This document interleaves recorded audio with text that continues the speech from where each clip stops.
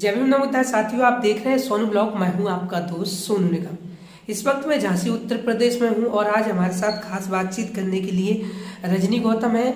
रजनी गौतम वही हैं जिन्होंने निर्दलीय चुनाव जीतकर झांसी में एक अपना बड़ा मुकाम हासिल किया था। कुछ ही दिनों पहले इनकी कुछ फोटो भी आपने सोशल मीडिया पर देखे होंगे। बहुजन समाज पार्टी में शामिल हुई हैं और किस तरह से जो है आने वाली राजनीति को प्रेरणा दे रही हैं। इन तमाम मुद्दों पर इनसे बात करेंगे। रजनी गौतम जी, सबसे पहले आपका बहुत बहुत स्वागत है। बहुत बहुत धन्यवाद भैया जी, मेरा पहला ही सवाल था, आप चुनाव से ठीक पहले बसपा के झंडा और बैनर लेकर तैयारियां कर रही थी जी। ऐसी क्या परिस्थितियां बनी कि आपको बसपा से चुनाव न लड़कर आप निर्दलीय लड़ी? जी देखिए, सबसे पहले तो ये था कि पार्टी के उससे ही हम लड़ना चाह रहे थे कि पार्टी मुझे टिकट दे और तब मैं लड़ूं। लेकिन किसी कारण बस मेरा टिकट काट दिया गया, क्योंकि उन्होंने मुझे ये बताया कि अभी सामान्य सीट हो चुकी है, सामान्य सीट पे हम आपको टिकट नहीं दे सकते, बल्कि आप अभी रुक जाइए, जब ऐसी सीट होगी तब अगली बार देख लीजिएगा। पर मुझे लगा कि मैंने इतना मेहनत करके फील्ड तैयार किया है, मेरी पूरी टीम लगी रही, जिसका मैं अब जीत का श्रेय उनको ही देना चाहूंगी, क्योंकि अकेली मेरी मेहनत नहीं है, वो मेरी पूरी टीम की मेहनत है। लोगों का प्यार है, लोगों का विश्वास मुझ पे जो था, तो जो लोग चाहते थे कि मैं आगे आऊं और लोगों ने मुझ पे भरोसा जताया। तो इस वजह से आप ये भी कह सकती थी कि मैंने तैयारियां की हैं। जी, माननीय जो टिकट का वितरण कर रहे थे, तो उनसे जब बात की तो उनका जवाब क्या था आपकी? उनका जवाब यही था कि आप देखिए, ऐसी सीट थी तब तक आपकी दावेदारी ठीक थी और हम लोग उस पर कोशिश कर रहे थे, लेकिन अब हम चाहते हैं कि किसी सामान्य सीट हो गई है तो किसी और को टिकट दिया जाए। तो मैंने उस टाइम ये भी कहा था कि आप किसी बैकवर्ड को या जिसका जनाधार हो या जो लोग मतलब हैं लाइक वो जो सीट निकाल सकते हैं, आप उनको दे दीजिए, मुझे कोई दिक्कत नहीं है, मैं उनके साथ भी काम करने को तैयार। मतलब मैं चाहती हूँ ये विश्वास बना रहे, इसके लिए मैं जब से चुनाव जीती हूँ लगभग सभी गांव में मैं 2-2, 3-3 बार होके आई हूँ, मिलके आती हूँ। भले ही अभी जिला पंचायत से नहीं काम हो रहे हैं, लेकिन मैं लोगों से जुड़ के रहना चाहती हूँ। मैं चाहती हूँ लोगों को कि मैं उनको उस तरीके से मोटिवेट करूँ कि जो आज की जरूरतें हैं या शिक्षा को लेके, आज 2 साल से स्कूल कॉलेजेस बंद हैं, बच्चे ऐसे घूम रहे हैं, कुछ समझ में नहीं आ रहा है क्या क्या होने क्या जा रहा है इस देश में। तो उन सब चीजों को लेके भी, या कहा जाए तो मिशन मूवमेंट को लेके भी, बाबा साहब को मानने वाले हम लोग हैं, तो हम वो विचारधारा भी फैलाने का जो है काम करते हैं। रजनी जी, मैं एक वीडियो अभी कुछ दिनों पहले सोशल मीडिया पर देख रहा था, शायद बगरा तरफ की थी, जहाँ आपको ये छोटी पूरी बैठक ले रही थी। वहाँ हमने देखा जो महिलाएं थी, जो लड़कियां थी, वो आपसे चिपक कर या फिर इस तरह से बात करना चाहती थी, कहीं ना कहीं वो खुश थी। जी जी जी, जी। तो क्या लगता है अब उन महिलाओं के लिए, उन लड़कियों के लिए, या वो तमाम जो युवा हैं जो लगातार आपके लिए मेहनत करते रहे, या फिर मान लीजिए नहीं भी किए, तो उनके लिए कुछ सोचा है आपने?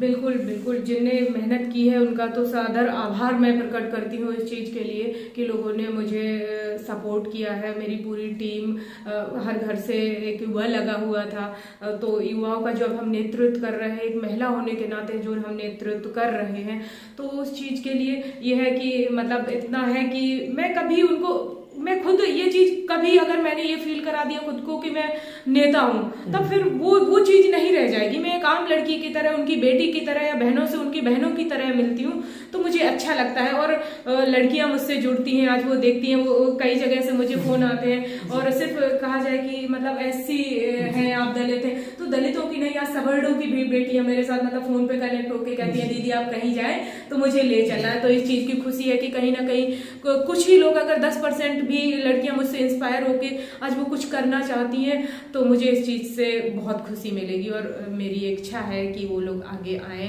और अपनी भागीदारी निभाएं। जैसे कि हर जगह आज बराबरी की बात होती है, तो मैं चाहती हूँ कि सियासत में भी बराबरी की हिस्सेदारी उनको मिले। रजनी जी, मेरा एक सवाल था, ज्यादातर आपने देखा होगा महिला हो या लड़कियां राजनीति में नहीं आना चाहती। जी, जी, जी। कहीं ना कहीं उसके लिए जो पुरुष कल्चर है ना, जी जी, जिसको अपन गलत नजर भी बोल सकते हैं, यही कारण है कि कहीं ना कहीं लड़कियां और या बहन बेटियां डरती हैं कि हम राजनीति में आएंगे तो हमारा शोषण तो नहीं हो जाएगा। उन महिलाओं के लिए, उन बेटियों के लिए आप क्या कहेंगे? देखिए, मुद्दा ये है कि कहीं ना कहीं ये चीजें हम भी इसमें बराबर की भागीदार हैं। हम ये नहीं कह सकते कि सिर्फ उसमें पुरुषों की गलती है। अब वो मैं उस तरीके से एक्सप्लेन करूंगी कि क्यों।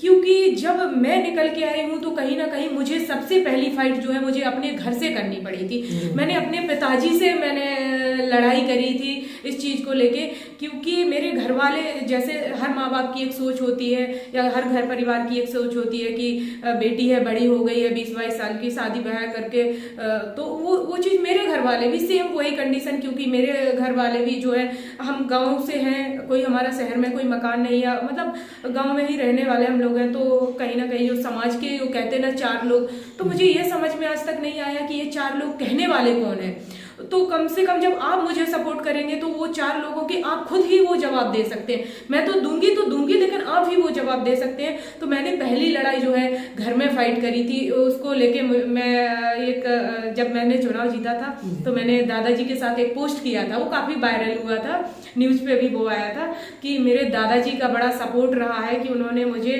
कहते ना कि पुराने ख्यालात के लोग होते, लेकिन मेरे दादाजी ने हर तरीके से मुझे समझा और मैंने अपनी हर बात दादाजी से व्यक्त की और दादाजी ने मुझे बड़ा सपोर्ट किया।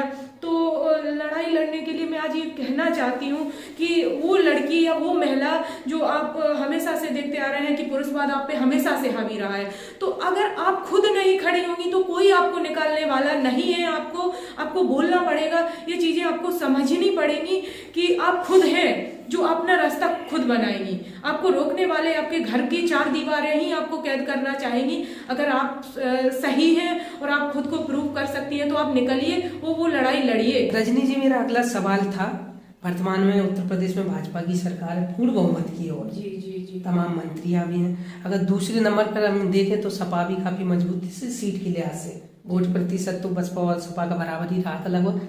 आप चाहती तो सत्ता दल को भी चुन सकती थी क्योंकि वहां पर आपको कई और सुविधाएं भी मिल जाती, लेकिन ऐसा क्या कारण बना कि आपने बसपा को ही चुना और फिर इतने लेट क्यों चुना? जी, लेट तो मैं नहीं कहूंगी क्योंकि इलेक्शन आने के काफी पहले मैंने ज्वाइन कर ली है। दूसरी चीज, सत्ता दल में जाने का कोई मतलब नहीं था, क्योंकि यहाँ पे हम जब राजनीति में यहाँ आए हैं या कहा जाए कि हमने बसपा क्यों चुनी है, तो बसपा में सीधा मेरा मतलब ये है चुनने का कि ये वो उस मिशन पे चलती है जहाँ पे सिर्फ इंसानियत की बात होती है। यहाँ पे कोई धर्म या कोई मजहब या किसी जाति को लेके नहीं, यहाँ पे सब समाज की बात होती है। इसलिए मैंने बसपा ज्वाइन की है। और आप कह रहे हैं कि सपा जो है बराबर से, तो वोट बैंक बसपा का आज भी वही मजबूत है। और इस चीज को लेके तो बहन जी ने भी गर्व जताया कि मुझे अपने समाज पे जो है गर्व है।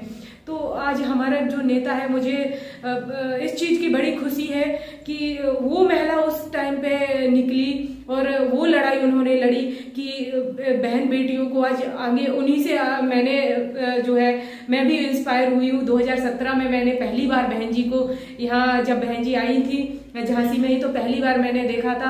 और मतलब एक जो खुशी होती है ना अंदर से, उस टाइम पे फिर वो आ गया था कि नहीं पॉलिटिक्स ही करनी है अब तो, और नेता हमें भी बनना है। तो ये मेरा वो नहीं था कि नेता बन जाएंगे या नहीं। देखिए, सबका अपना अपना एक वो होता है तरीका आगे काम करने का, या कहा जाए तो अपना इंटरेस्ट आदमी चुनता है। और मेरा इंटरेस्ट था पॉलिटिक्स में। और आप पॉलिटिक्स इसलिए क्योंकि जैसे आपको कोई सामाजिक उस पर भी काम करना है तो आपको राजनीतिक तौर पे जुड़ना ही पड़ेगा, तभी आप समाज का भी भला कर पाएंगे और तभी आपको लोग भी एक्सेप्ट करेंगे। ये मेरा मानना है। एक सवाल और आ गया मुझे अभी भी सोचते सोचते।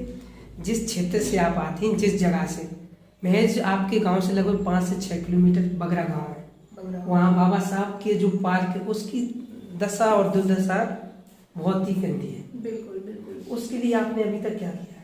देखिए, कोशिश तो मैंने तो ये वहां जाके भी गांव वालों के बीच में ये बोल के आई हूँ। और एक गांव और है, वहां पे लोगों की ख्वाहिश है कि वहां पे एक बाबा साहब के प्रतिमा लगाई जाए। और जो भंगरा में वो पड़ी हुई है, जहाँ पे गांव वालों ने ही कहा जाए कुछ, कहीं ना कहीं उसके लिए गांव वाले भी जिम्मेदार हैं। जैसे हम अपने घर में गंदगी फैलाएंगे तो गंदगी फैलेगी, जायज सी बात है, इसमें कोई वो नहीं है। और गंदगी वो लोग, जैसे कहा जाए तो कचरा डाल रहे हैं या वहां पे गंदगी मचा रहे हैं। तो देखिए, मैं अभी बनी हूँ, उससे पहले किसी ने कोई प्रयास नहीं किया। मेरा प्रयास है, ये इस चीज को लेके मैंने जो है लेटर पैड पे लिख के दिया भी है कि मुझे ये कराना है। पहला काम मेरा है कि मैं ये बाबा साहब की, क्योंकि आसपास पूरे क्षेत्र में बाबा साहब की एक प्रतिमा नहीं है। लोग चाहते हैं कि जैसे बाबा साहब के जयंती पे या बाबा साहब के परिनिर्वाण दिवस पे जब लोग कोशिश करते हैं कि बाबा साहब को माल्यार्पण करने जाए, तो दूर दूर तक कहीं एक प्रतिमा नहीं है उनकी। तो वो हम सोच रहे हैं कि हम वो कराएं जल्द से जल्द। रजनी जी, तो अभी आपने बसपा ज्वाइन कर ली है, जी। उसके बाद आपको बसपा की तरफ से क्या कुछ जिम्मेदारियां मिली हैं वर्ष 2022 के चुनाव को लेकर? देखिए, उस तरीके से कहा जाए तो वो जिम्मेदारी जो अभी मुझे जनता ने दी है वो सबसे बड़ी जिम्मेदारी है मेरे लिए, और मैं उस पर काम कर रही हूँ, लोगों के बीच में जा रही हूँ। बाकी पार्टी के लिए जो मेरी जिम्मेदारी, या कहा जाए कि जिम्मेदारी देने से नहीं, जिम्मेदारी समझनी पड़ती है। तो मैं मऊरानीपुर विधानसभा में भी अपना टाइम दे रही हूँ, बबीना में भी, झांसी में भी, सब जगह जाके गाँव जाके नुक्कड़ सभाएं करती हूँ, महिलाओं से मिलती हूँ, उनको समझाने का काम करती हूँ। क्योंकि बहन जी एक और बसपा ही एक ऐसी पार्टी है जिसमें सर्व समाज का भला हो सकता है, हर समाज को बराबरी की भागीदारी दी गई है। इस बार देखा जाए तो मुस्लिमों को भी बहुत सारे टिकट जो है बहन जी ने दिए हैं। तो इसको लेके हम काम कर रहे हैं, और जिम्मेदारी तो ये मेरी ही बनती है, या किसी के देने से जिम्मेदारी नहीं कहलाएगी। रजनी जी, लगातार आप क्षेत्र में प्रचार प्रसार कर रही हैं, तो आप आखिर ऐसे कौन से मुद्दे को खमोल रही हैं, या ऐसे कौन से मुद्दों को लेकर लोगों के बीच में पहुंच रही हैं कि लोग बसपा पर भरोसा करें और आपकी बातों पर भरोसा करें? आखिर आप उन्हें क्या देंगी यदि सरकार बन जाती है या फिर आपके विधायक बन जाते हैं, तो आप उनको क्या कुछ कहकर वोट मांग रहे हैं? जी जी, तो हमारे मुद्दे तो यही है, क्योंकि पार्टी हमारी कहती है इसमें सब समाज का भला है। और मुद्दे हमारे ये है कि आज जब कहा जाता है, कह रहे हैं ये भाजपा वाले चिल्ला रहे हैं धर्म खतरे में, अब तक कोई धर्म खतरे में नहीं था। अब तक क्या कोई लोग भगवान को मानने वाले नहीं थे? क्या इनके ही आने के बाद ही लोग अपनी आस्था जो है भगवान में रखने लगे? क्या अब तक कोई भगवान को नहीं मान रहा था? सभी लोग मान रहे थे, किसी के मजहब को कोई ठेस नहीं पहुंचाई जा रही थी। हिंदू हो, मुस्लिम हो, क्रिश्चियन हो, मतलब कोई भी हो, सब धर्मों को बराबर से समानता दी जा रही थी। 4 बार बसपा का शासन रहा है। आप देखिए, सब हिंदू सुरक्षित था, मुस्लिम सुरक्षित था, सभी सुरक्षित थे। ये हमको सिर्फ इन चीजों पे अब आपके पास कोई मुद्दे नहीं बचे हैं। आप शिक्षा को लेके, आज शिक्षा का स्तर कितना गिरता जा रहा है, स्वास्थ्य नहीं मिल रहा है, रोजगार नहीं है लोगों के पास। आप किन चीजों को वो जो है आप दिखाने की कोशिश कर रहे हैं? तो हमारे मुद्दे जो आज हमें जरूरतें, बेसिक हमारी जरूरतें हैं, रोटी कपड़ा और मकान हुआ करती थी, आज हमारी जरूरतें हैं, शिक्षा हमको चाहिए, रोजगार हमको चाहिए, स्वास्थ्य हमको चाहिए। कि मतलब लोग सड़कों पे मर जा रहे हैं, लोग बेड प्रोवाइड नहीं करा पा रहे हैं। कितने लोग अभी कोविड को लेके, कोविड से परेशान रहे लोग, मतलब स्थिति देखिए आप, हमारे झांसी में ही आप देख लीजिए। तो ये चीजें हैं, और यही मुद्दे हैं कि आपको धर्म में नहीं बंटना है, हमारे भाईचारे को आप खराब ना करिए। और हम भाईचारे के साथ रहते हैं, चाहे हिंदू हो, मुस्लिम हो, सिख, ईसाई हो, कोई भी हो। हम लोग मुद्दे पे राजनीति करने वाले लोग हैं, और हम लोग समता मूलक समाज की जो है स्थापना करना चाहते हैं। हमको भड़काइए ना, या हमको वो चीजें ना दीजिए जो हम नहीं चाहते। अभी कुछ दिन से एक सोशल मीडिया पे वीडियो वायरल हो रहा था, उसमें मैं देख रही थी, जरा से बच्चे, 5-6 साल के बच्चे और 7 साल के बच्चे भाजपा का झंडा लिए और एक साइकिल पड़ी होगी उसको तोड़ने में लगे। आप वो बच्चे हैं, वो एक घड़ा है, आप जिनको जिस तरीके से उनको ढालने की कोशिश करेंगे वो उस तरीके से ढल जाएंगे। आज आप बच्चों को ये दे रहे हैं, आप बच्चों को ये समझाइए ना कि कैसे क्या करना है, वो क्या करेंगे आगे चल के, उनका भविष्य क्या होगा। आप उनको इस तरीके की चीजें सिखाएंगे, ये मतलब ये घिनौनी राजनीति, चाहे वो किसी भी पार्टी की हो। मैं ये नहीं कह सकती कि भाजपा, अगर बसपा ये करती है तो मैं कहूंगी कि ये गलत है, और गलत को गलत आप नहीं बोल सकते। तो आप स्वतंत्र भारत में स्वतंत्र नागरिक नहीं है, और ये चीजें बिल्कुल घटिया है। और ये मानसिकता अगर आपके अंदर है और आप ये चीजें कर रहे हैं, तो मुझे नहीं लगता इससे ज्यादा कुछ आप घटिया कर सकते हैं। आखिरी में आप उत्तर प्रदेश की जनता को या फिर बुंदेलखंड की जनता को क्या संदेश देंगे? देखिए, मैं तो सभी से ये अपील करना चाहती हूँ कि आप अपना जो है मत बहुजन समाज पार्टी को दें और इसमें ही हम बहन बेटियों के युवाओं का सबका भला होने वाला है और इसमें ही हम सब समाज जो है खुश है। तो हमारी अपील सबसे यही है कि आप सब बसपा को वोट करें, सपोर्ट करें और बस इतना ही। तो ये थी हमारे साथ रजनी गौतम, निर्दलीय प्रत्याशी थी, सबसे कम उम्र में बुंदेलखंड की जीतने वाली एक बिटिया। तमाम मुद्दों पर रोशनी डाली कि बेटियां राजनीति में आना चाहिए।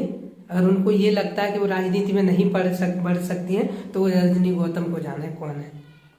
बसपा को क्यों चुना, जब इस पर सवाल किया गया तो उन्होंने बताया कि सर्व समाज का भला यदि कहीं हो सकता है तो वो बसपा में, इसलिए हमने बसपा को चुना और बसपा के लिए हम दिन रात प्रचार प्रसार कर रहे हैं। ये वीडियो कई लोगों के लिए प्रेरणात्मक भी हो सकता है। आप देख रहे थे सोनू ब्लॉग, मैं हूं आपका दोस्त सोनू निगम। ये वीडियो यदि आप फेसबुक पर देख रहे हैं तो हमें फॉलो कीजिए और यूट्यूब पर देख रहे हैं तो चैनल को सब्सक्राइब और शेयर जरूर कीजिएगा। बहुत बहुत धन्यवाद।